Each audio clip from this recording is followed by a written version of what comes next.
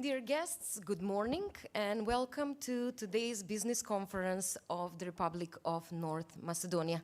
We are so sorry for the short delay of the start of this business conference, but I promise we have a wonderful agenda for all of you today, a diverse one, and we will be exploring the business and investment opportunities of North Macedonia. For his opening remarks, I would like to invite Deputy Prime Minister in charge of Economic Affairs and Investments, Fatmir Bitiki. Your Excellency. Thank you, Anna.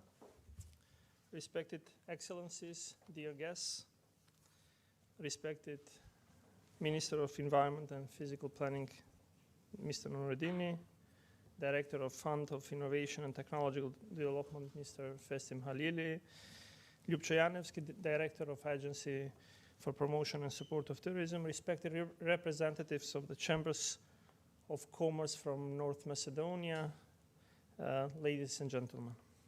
Today I am really humbled and honored to be with you and to present the potential of our country.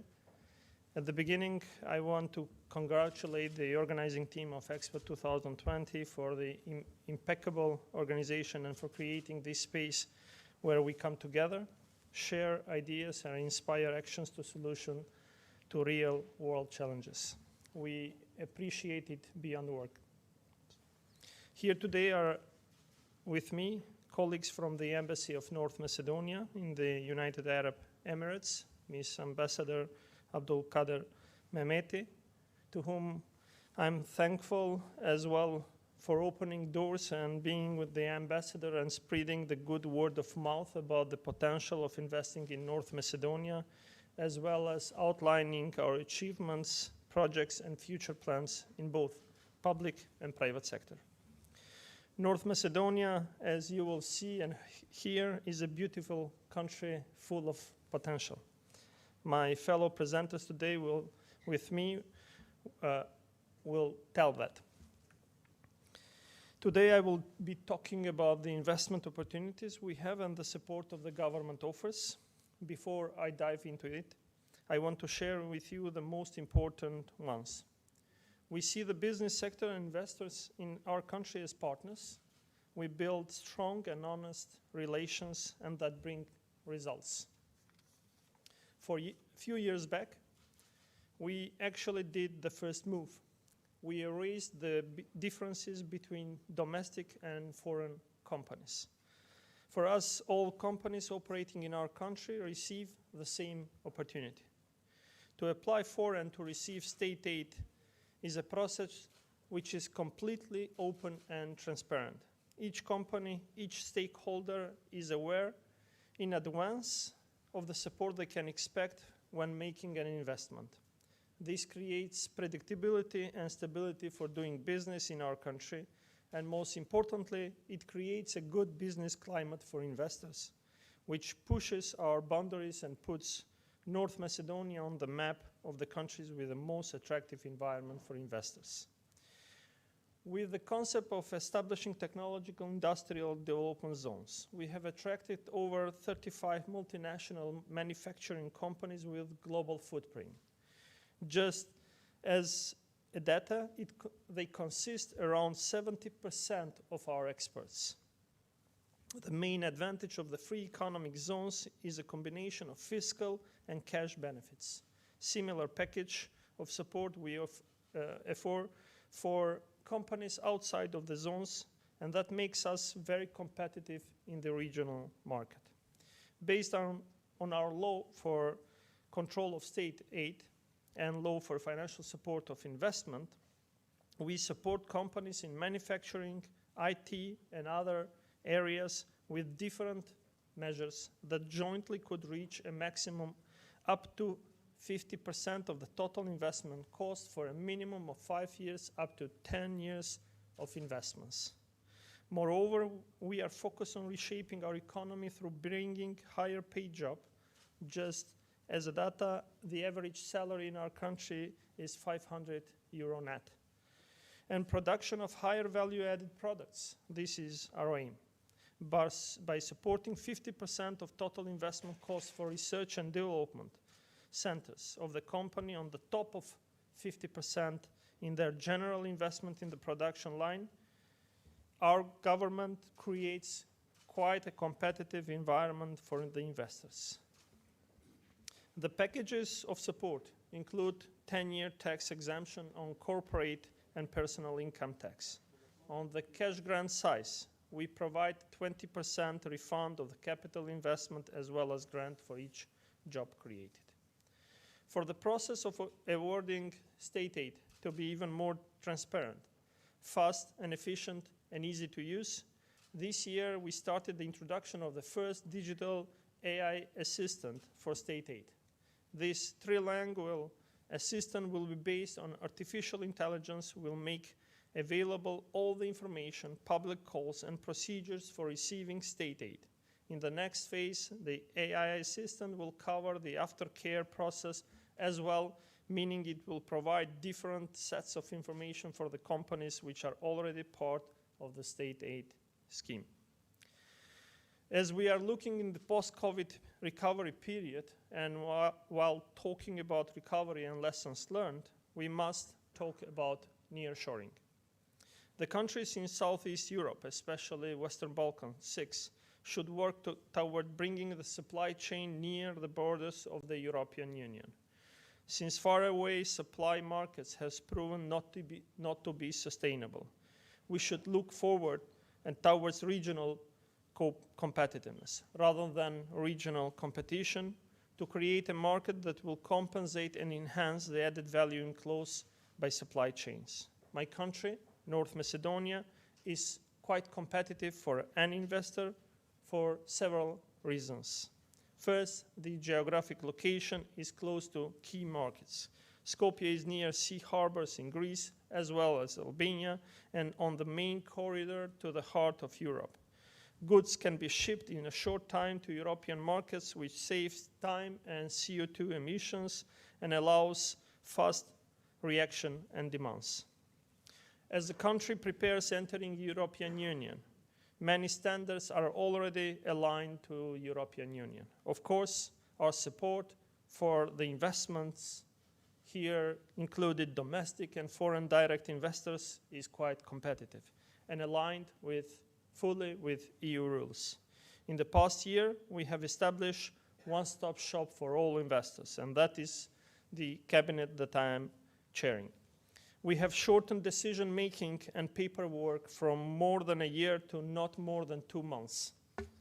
We have been redefining the custom tariffs code by aligning it fully to European Union, which will result in an even more competitive situation for the manufacturing industry.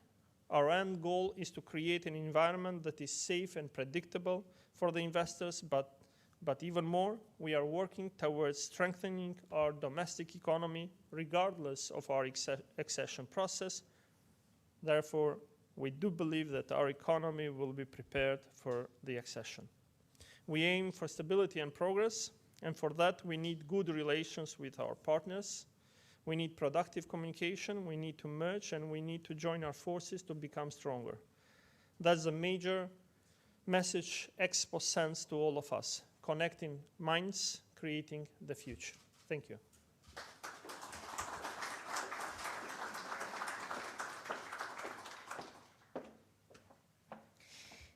Thank you, Deputy Prime Minister. Second, for his address, I would like to invite the Minister of Environment and Physical Planning, Mr. Nasser Nureddini.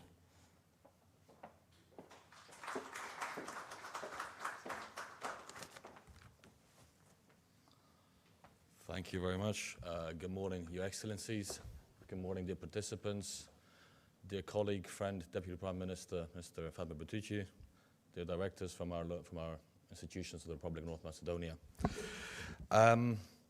After a presentation like that, it really leaves my speech kind of a bit unwanted for. However, though, the environment always has its own little comments to add.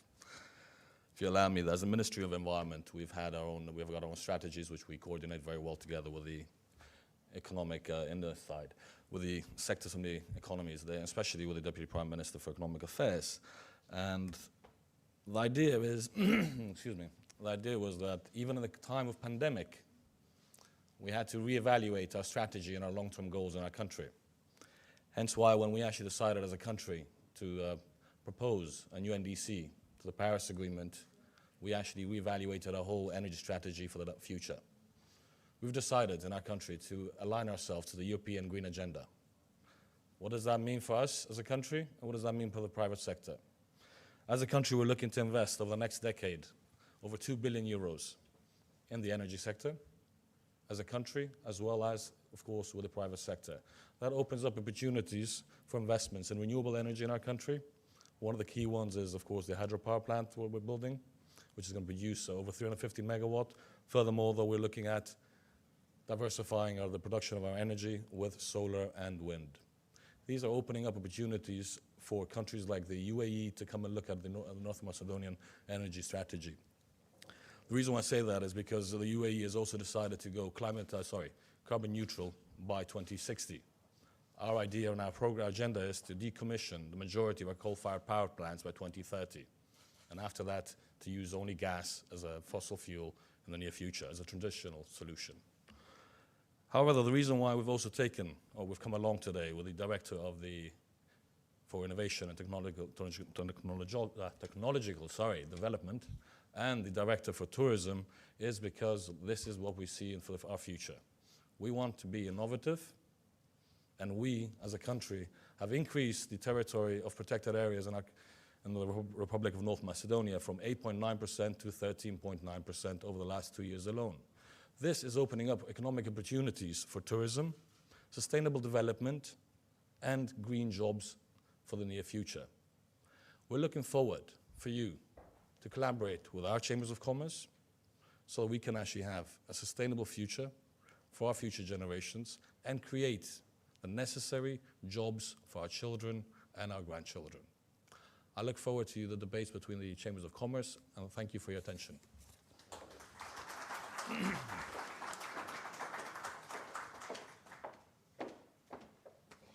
Thank you very much, Mr. Nureddini. Next in line for his address is the Director of our Fund of Innovation and Technological Development, Mr. Festim Halil.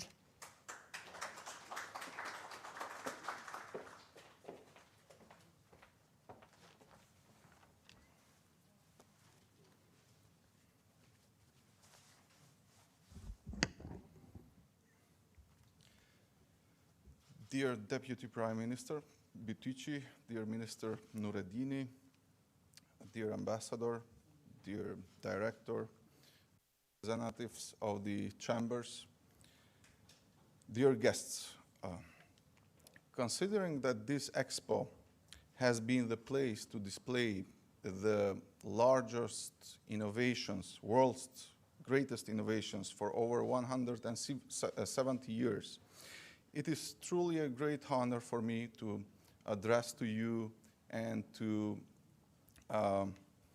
talk about the Fund for Innovation and Technological Development that I manage. It is the leading government institution for supporting micro, small, and medium innovative companies, and our main priorities include improved access to financial support for innovation, technological development, promotion, and encouragement of innovation activity in North Macedonia.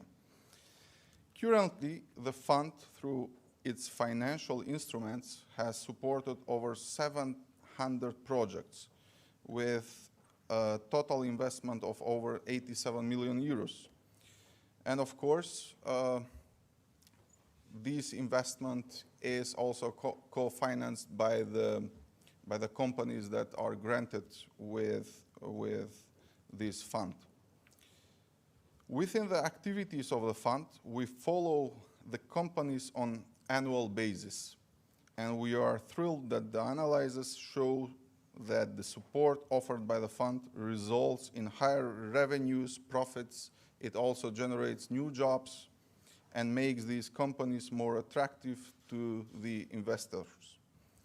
These specific facts push us to continue working on increasing the efficiency and effectiveness in the utilization of the funds and their investment in Macedonian innovative companies.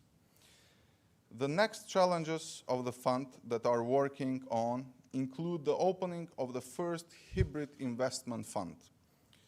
This measure is part of the plan for accelerated economic growth of the Ministry of Finance and the government of the Republic of North Macedonia. The goal is to support equity investments in green and digital startups and, of course, in innovative companies. The investment fund will open an opportunity to develop a new type of support for companies.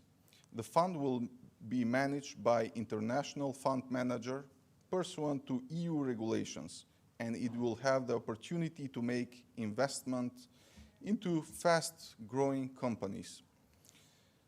The fund continues to work on investment in innovation infrastructure, digital innovation hubs, new fab labs, accelerators, new mentoring programs, and support for young people through various programs, as well as activities for the establishment of the Science Technology Park, which will be a place where many startups and other companies will develop their activities and support the society and the institutions.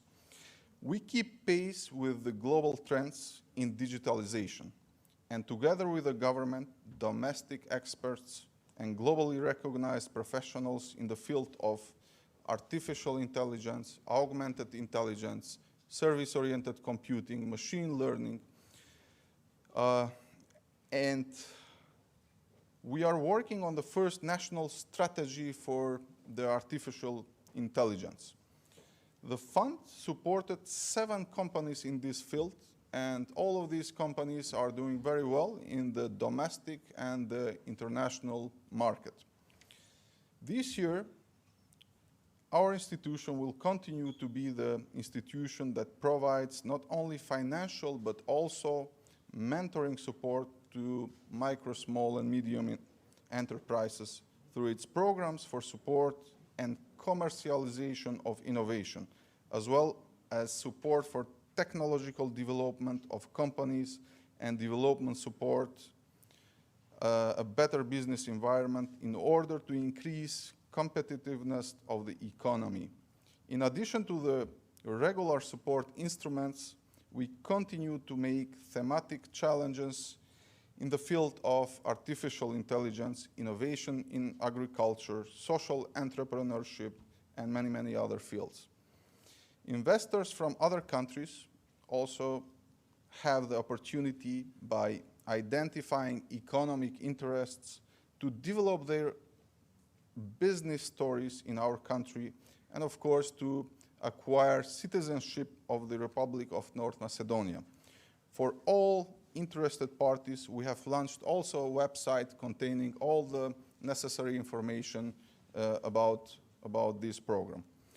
I believe that the presentation of our country in the Dubai Expo and this business conference will contribute to new opportunities in the business sector, attracting investment between countries, accelerating the future of technologies, and greater access to innovation on international level. I will close my speech with a quote by Theodore Levitt, which says that creativity is thinking about new things, however, innovation is doing these new things. And hopefully that together we can do great things in innovation. Thank you very much.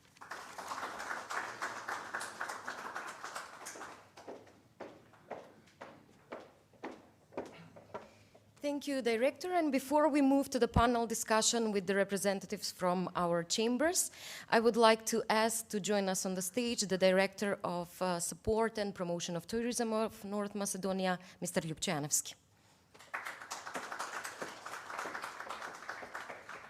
Thank you, Anna. I will be very short. Your Excellency, Deputy Prime Minister, Ministers, ladies and gentlemen.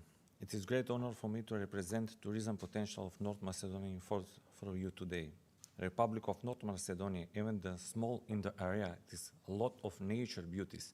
historical and archaeological places, UNESCO heritage, tasty food and wine, and of course, beautiful people, welcoming people. Couple of facts: 43 lakes, 3 is tectonic, Ohrid, Prespa, and Doira Lake.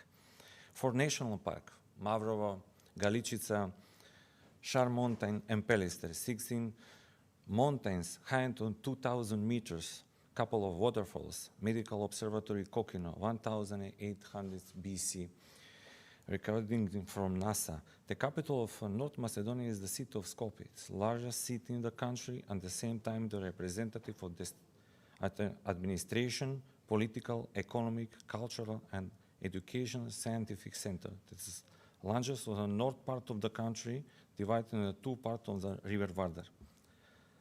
Ohrid and Lake Ohrid is one of the main tourist destinations in North Macedonia, due of the large number of the churches and monasteries, and the city of the Ohrid known in the Balkan and European Jerusalem. It is also known in the City of Light, literally translate in the name of old name Ichlidios. This Ohrid region is included in the UNESCO World Heritage.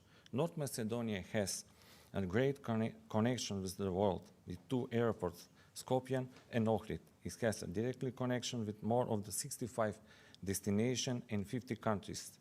Almost 2.4 million passengers landed in our airport in 2019, relevant year from tourism. Of course, according to the State Statistical Office, in number of tourists who visit Republic of North Macedonia in 2019, about 1.2 million, and number of overnights is 3.2. Interesting fact, in 2019, North Macedonia was one of the fastest growing touristic destinations in Europe. They are the 5 touristic development zones. They are the number of benefits for watts on 18 to 5%, watts for 0 watts for construction materials, construction services, personal incoming, 0 for first 10 years. Also, the government of the Republic of North Macedonia over the subsidies to foreign tour operators from 15 to 65 euros.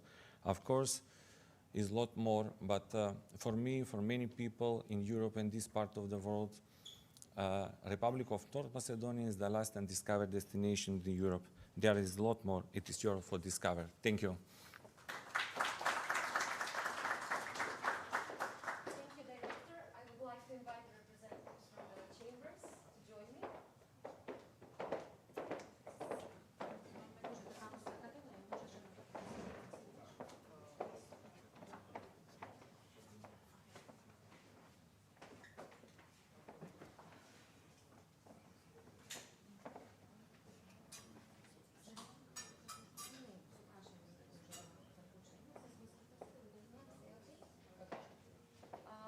Can we have the microphones on? Can you hear me? No. Please, can someone put the microphones on? Thank you. Can we? Should I do something? Can you now? Yes. Okay. So we shoot the power button when you're speaking. Okay. Learn from experience. Well, thank you all for being here today with us. For our guests, these are representatives from the 4 biggest chambers in our country. And I will start introducing Victor Mizo, Chamber of North Macedonia, Mr. Trajan Angilovski, Macedonian Chambers of Commerce, Nebi Hoxha, Economic Chamber of Northwest Macedonia, and Aneta Pešova, Chamber of Commerce for Information and Communication Technology. Welcome all. You all have something to attribute to this discussion today. Mr. Mizo, I will start with you because you today are representing a chamber, but you're also representing one of the biggest foreign investors in our country, the company Coastal, automotive industry, German in investigation. So you can give us first-hand experience. How is North Macedonia treating foreign investors? Thank you, Anna. What is very important to mention is that as a country, we've been engaged in the process of attracting investments really for a period of about 15 years. At the beginning, majority of the investments that came to the country because of the high level of unemployment were mostly labor intensive, but over time, large majority of the investments have moved to be much more capital intensive with lots of automation, lots of robotics. The reason why foreign companies, whether they're German, whether they're American, or anywhere else from around the world in the manufacturing sector, they're coming to our country because of the proximity to the European market. More than 95% of the products are sold on the European market. There's really no local placement of our products, but what is very important is the process of the dialogue that takes place with the government. Not only as a chamber, but also we have a special association of the foreign companies within the chamber. We have a constant dialogue with the government working on policy advocacy. What the Deputy Prime Minister mentioned, and I'm very happy that that happened just yesterday in the Parliament, we were able to lobby and do full adjustment of custom duties that are relevant in our businesses to be aligned with the European custom duties, and that creates much more competitiveness for our companies. Additionally, anything that is about improving of the business environment, discussing how to better have procedures for employing of foreigners, for getting work permits and residence permits, to make sure that all the state aid rules and procedures are fully aligned with the European rules and regulations, and also to make sure what exactly is the eligible investment. Because we are mostly multinational companies, and you can imagine that our legal departments always want to make sure that everything is done by the book. So even though we're not an EU member state, we do follow as a country all EU rules and regulations, and that's very important because of the stability and because of the perception that we're the right place to invest. And labor cost is one of the aspects, but in the long term, labor cost and labor cost arbitrage is not always possible. What is very important is to work with local domestic suppliers to make sure that we create supply linkages, because in many instances, finding a local supplier base is much more important than bringing all of our products from around the world. And something that was mentioned as well is the potential for nearshoring. Lot of production that over the last couple of years, we've seen that producing in China or in Asia is creating a big strain on the supply chains. So the opportunities that we as a country provide means that at least portion of that, 0.5% of the companies from Asia move to Europe. And if we're able to attract them to Macedonia, that will be a big gain for our country. Because so far, this type of manufacturing companies maybe employ about 35,000 people, but they contribute, and they've all been created, all these jobs for the last 15 years, but they contribute 2/3 of our exports, which means that this is very important for our local economy. Thank you very much. I would also like to encourage everyone, if you want to join the discussion, feel free. I will give you my mic for this to be a much more fruitful discussion. So if you feel the need, just please give us a sign and we will be there. So, Mr. Trajan, you're also representing one of the biggest chamber, micro and small enterprises in your chamber. What is their experience when they're coming, your members, to you? What is their experience in investing? As my colleague Victor Miza already mentioned, he was a previous director of Invest in Macedonia agency, which was focused on FDIs. It is a long story. Macedonia was probably one of the first countries in that part of Europe which started intensively to attract foreign direct investors. And it was a story where we had the first part, the middle part, and today part which we have it. On the beginning, they tried to attract as small as possible foreign direct investors. After that, they start to look for potential suppliers from a domestic small and medium companies. And they find that it is a crucial element, because it is always more comfortable that you buy or supply some product from a local market instead of buying the same product somewhere worldwide, which is more complicated. And now the today phase, it's probably more sophisticated.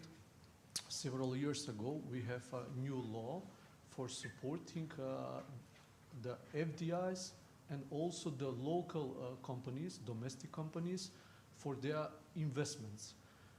We are quite happy that this issue, the investment issue, is one of the most top-ranking issues in the economical policy, and we find that it is the very good strategy, and we feel quite positive regarding to all these supports which we have for creating new values, new investments, especially because the Minister of Environment is here. From last year, even, we have support for installing also some energy capacities where we can reduce the costs for electricity, which is, according to the Green Deal Europe, one of the most modern approach regarding to this issue. And I can say that North Macedonia, it's one of the countries who are several steps instead of the competitors in the area regarding to these issues. It was the second question regarding to the cooperation between... Yeah, how is the cooperation going with the government? Yes, we have several companies, members in our Chamber of Commerce, who are quite sophisticated. For example, our member is Microsoft, one of the top 3 producers worldwide for composite materials. Personally, by myself, I'm a mechanical engineer. I come from this area. I know that the founder of this company have very close cooperation with the Faculty of Mechanical Engineering in Skopje, with the best scientists in this area. And I can say that in this moment they are producing worldwide products which is on the top 3 level in the world. As the Deputy Prime Minister showed the map, we have a very long tradition regarding to the engineering from different types. It is mechanical, it is IT, electric, or some other fields. And I think in this moment we are using these opportunities to work together with the universities, academia, and we are planning to continue in the future also. Thank you. Thank you. And then we'll now switch to Ms. Pešava, because we touched the topic of education. You represent the ICT sector in our country. So communication technology and information. So what are the challenges that you're facing and how we are coping with them? Okay, first I want to thank you that I'm here on this panel, and also to congratulate to the embassy and to the cabinet of Prime Minister, Deputy Prime Minister Betici, and also Igor Popov, Director of Economy Sector, who organized this significant visit of Dubai, because really we present our country on the highest level, I think. Okay, now I'm going to talk about my industry. We love to say industry because really we are growing very, very fast. And the problem of the young people, we are missing, educated people in our sector, because this year I was checking the numbers on our universities, CU University, Finki, Fate, and all of them, 5, 6 are there. We have 2,000 students who start to study, in this field, in ICT sector.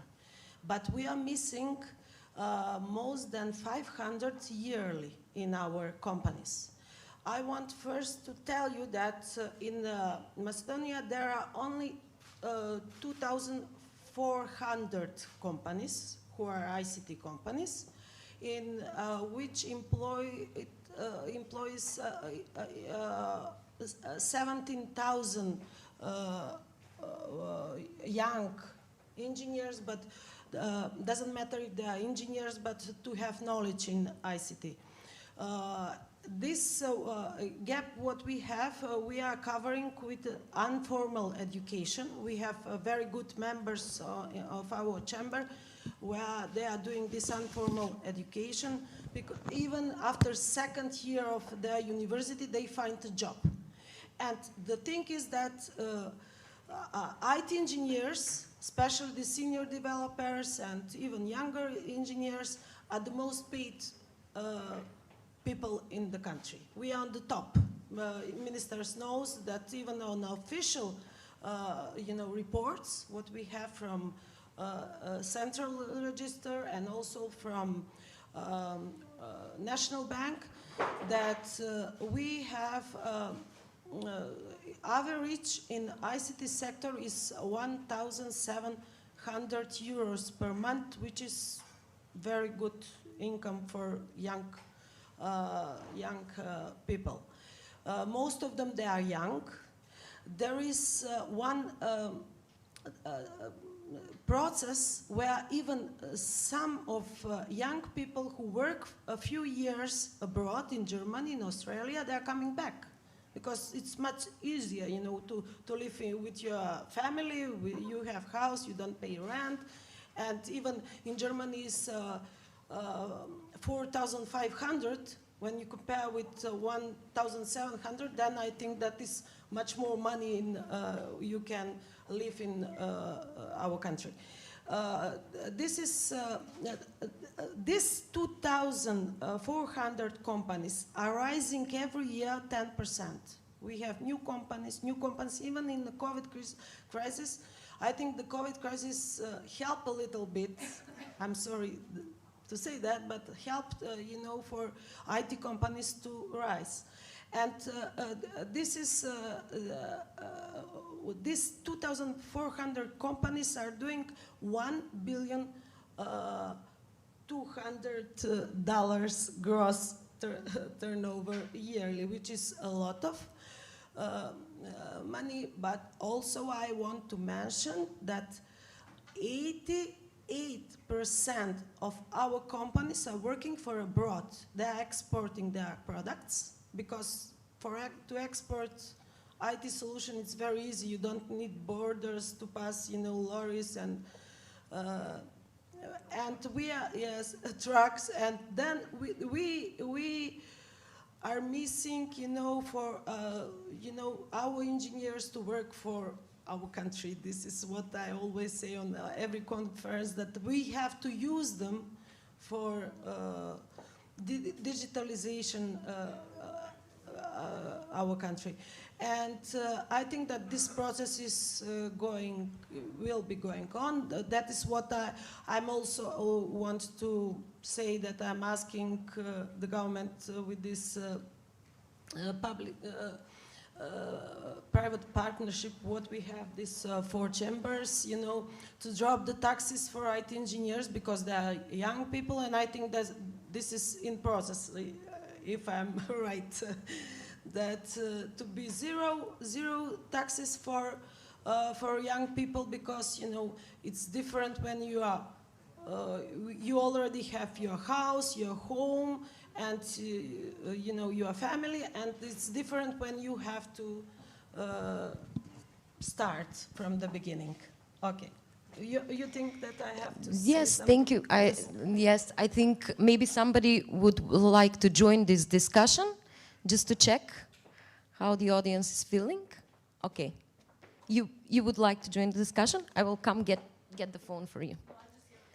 Okay, yes?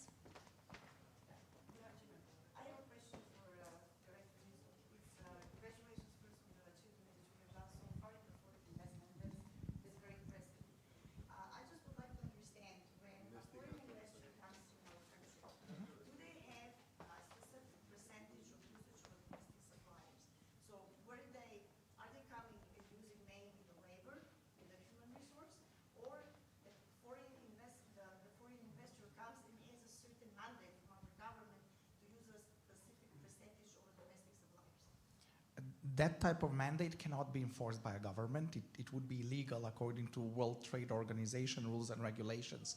And for all of the big multinationals that come in, they have global supply chains that they work with. Our goal is to find an alternative over time, and it takes more than a couple of years. It takes 3, 4, 5 years to identify potential local companies that we can work with, mentor, and develop in order for them to have the quality levels, the certificates, and the cost competitiveness in order to be an alternative local suppliers. Otherwise, the government cannot impose those type of rules because it would not be, in a small country, it's not so easy to find an alternative on something that happens on the global supply chain. So therefore, it's work of the companies and the government and the chambers of commerce in order to find those local hidden champions and make sure that in the long term, they become part of the supply chain. Thank you, and thank you for the question. Mr. Hoxha, the DPM also in his address said that you wish to join the discussion? Okay, okay, sorry. Okay, yes. So the DPM in his speech also said that we are fostering partner relations, business, private sector, and public sector. How does your chamber support investors that come to our country? How do you pave the way for them to smoothen the way for their entering in our country? Yes, thank you for the opportunity to speak in this conference. As the representatives from the government mentioned and promote all possibilities to invest in North Macedonia, we saw that for doing business in our country, we are in one of the best positions in Europe, in the 10th level. So, as a chamber, we are much aware about the need for increasing the domestic diversity of products produced in our country. So, starting from this point, we tend to increase the domestic production in order to reach the higher level of production and competitiveness. Considering the competitiveness, we as a chamber are a strategic partner from the World Economic Forum almost 5 years, where we do the report asking more than 200 companies in 11 pillars about the way and the questions, how are the possibilities and the strength for the businesses. So in this report, every investitor, domestic or foreign one, they can see very clear in which these pillars we are good or in which one we are weak. So considering this report, the investors can see that, for instance, in the infrastructure, highway, railway, and gas infrastructure, we are very down in this position. So there are a lot of possibilities to invest in these fields. So as the directors from the free trade zone, they mentioned that we have a very good laws about foreign investors in the free trade zones that are one of the best in the region. So the chambers are here to strengthen all this cooperation between all investors and domestic producers for the supply chain, for all of them to have better service in the way to have the products for exports from our country. Yes, thank you. Thank you. And we had a question? Yes. We are a group of companies from UAE, and we are very interested. Yes, I will. Okay. Hi, good afternoon. We are Emirate group of companies in Abu Dhabi, and we have very good information about your country, but still now we want to know what's the first to start, foreign company to start in your country. It's needed to partner with the local company, or can be work alone, or what? And what's the step you suggested to us to start? We have very good relationship with your country, and we are one of the biggest group in UAE. You do not need a local partner at all. You can open a company very quick. It should not take more than a couple of days. You open a local bank account, you register the name of the company and incorporate it locally, and you need to have 5,000 euro initial deposit, whether it's in capital but from that standpoint, you do not need a local partner. What is important is, based on the portfolio of your group, whether you're in manufacturing, whether you're in services, whether you're in agriculture, etc., to see what are the best opportunities and what is the goal of investing in the country. Do you want to produce something for the local market, which is, as we said, relatively small, or is your goal to use the market or the position in Macedonia for the European market, because that will give you different level of competitiveness. So being in Abu Dhabi, certainly reach out directly to our ambassador. We have very good contact with your ambassador. That's very good. And then afterwards, Igor Popov, who is heading the economic diplomacy department within the Ministry of Foreign Affairs, or the relevant institutions that are responsible for FDI attraction, can help you and support you in the process. Thank you very much. Thank you. You're very welcome. Are there any more questions, maybe? Okay. Thank you very much for this discussion, and I thank all the guests for being here today with us. I hope we will all see you soon, and I hope you will all be in good health. Good day.